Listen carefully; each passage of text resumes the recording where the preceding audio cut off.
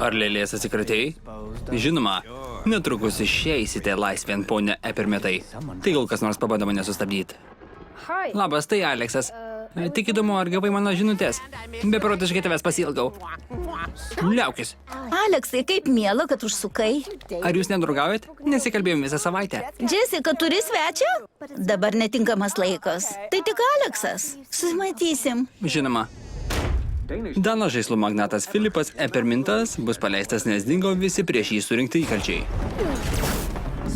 Kažkas negerai, žmogau. Aš tai jaučiu. Argi jis netrodo visai kaip anas? Atrodo kaip mėšlas. Tokia medžiaga šiaip savo aplink nesimėto. Nebent darai kalėdinės dekoracijas.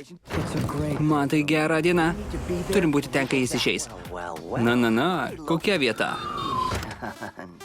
Sakykit, sūris. Sveikučiai ant kranto. Rasit vietos dar vienam? Dėdė Stiuartai. Sirena. Ką tik valgiau, bet visuomet rasiu laisvos vietos. Ar nerodai už laisvę? Aš jūsų pasiklausysiu, o tu stebėk aplinką. Dabar man reikia atsikratyti tais vaikais. Matei nuotrukas? Padėk ragelį. Kodėl kalbėsiu su savo meškiuku? Rūpinkis savo reikalais. Nežinau, ką risgi. Nori tapti ninja ar ne? Bet išsiaiškinsiu.